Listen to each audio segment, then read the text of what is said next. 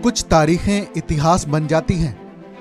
13 दिसंबर 2001 की तारीख अपने साथ एक ऐसी काली सुबह लेकर आई थी जब लोकतंत्र के मंदिर यानी भारत के संसद पर आतंकी हमला हुआ था।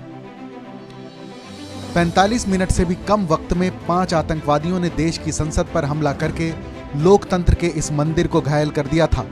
13 दिसंबर 2001 की सुबह 11:28 का वक्त था। संसद भवन में शीतकालीन सत्र चल रहा था।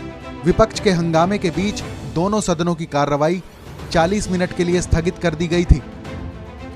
उस वक्त के प्रधानमंत्री अटल बिहारी वाजपेयी और नेता विपक्ष सोनिया गांधी साथ ही कुछ और नेता अपने घरों की तरफ निकल चुके थे।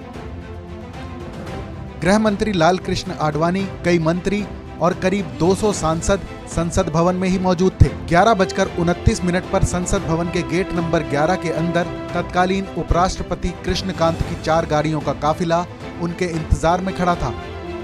तभी एक सफेद एम्बेसडर कार DL 3CJ1527 उपराष्ट्रपति के काफिले की तरफ बढ़ती है। इससे पहले कि लोकसभा के सुरक्षाकर्मी रोकने का इशारा करते, तभी उस संदेहास्पद कार के ड्राइवर ने अपनी दिशा बदल दी। सुरक्षाकर्मी जब तक कुछ समझ पाते, कार ने रिवर्स में उपराष्ट्रपति की कार को टक्कर मार दी। हाथापाई के दौरान कार में मौजूद 5 लोगों के हाथ में बंदूकें देखकर सुरक्षाकर्मी चौंक गए थे। SI जीत राम ने आतंकी का कॉलर छोड़कर अपना रिवॉल्वर निकाल लिया, लेकिन तब तक आतंकवादी कार से बाहर निकलकर तारें बिछाने लगे। उनका मकसद कार को बम विस्फोट से उड़ाने का था। ये देखते ही जीत राम ने गोली चला दी। इसके बाद गोलियों की बौछार शुरू हो गई। ASI Nanak Chand, head constable Om Prakash, driver Rampal, सुरक्षाकर्मी जगदीश यादव मौके पर ही शहीद हो गए। आतंकवादी बम धमाका करके संसद के अंदर घुसना चाहते थे, लेकिन वो नाकाम हुए। संसद भवन का इलाका रणभूमि में तब्दील हो चुका था। 5 आतंकवादियों के पास AK-47 और ऐसे ही और खतरनाक हथियार थे। गोलीबारी से संसद भवन में दहशत फैल चुकी थी। गृह मंत्री लाल कृष्ण आडवाणी समेत बाकी सांसदों को पता भी नहीं था कि आखिर संसद में हो क्या रहा है। सभी को सुरक्षित जगह पर शिफ्ट कर दिया गया था। संसद के अंदर जाने वाले सभी दरवाजे बंद कर दिए गए थे। संसद भवन के गेट के पास एक आतंकी ने खुद को धमाके से उड़ा लिया था।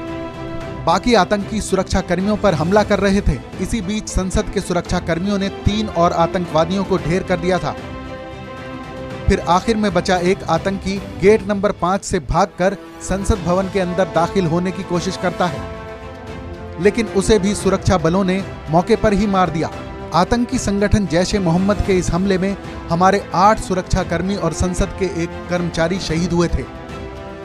इनमें CRPF की एक महिला सुरक्षाकर्मी भी शामिल थी। संसद पर हमले की खबर टीवी पर देखकर हरपाल सिंह नाम का एक युवक संसद भवन के पास पहुंचा। उसने पुलिस को बताया कि संसद हमले में इस्तेमाल की गई एम्बेसडर कार DL 3CJ1527 उन्हीं की दुकान से खरीदी गई थी। हमले से ठीक 2 दिन पहले यानी 11 दिसंबर को अफजल गुरु और मोहम्मद उर्फ बर्गर कार खरीद कर ले गए थे। हरपाल सिंह के बयान से पुलिस को सुराग मिला। फिर संसद भवन में मारे गए आतंकियों के मोबाइल फोन से कुछ नंबर भी मिले थे, जिसके जरिए 4 लोगों मोहम्मद अफजल गुरु, शौकत गुरु, नवजोत संधू, अब्दुल रहमान गिलानी को हिरासत में लिया गया। संसद भवन पर हमले की साजिश का पर्दाफाश हुआ और दिल्ली की पोटा अदालत ने मोहम्मद अफजल, शौकत और अब्दुल रहमान गिलानी को फांसी की सजा सुनाई।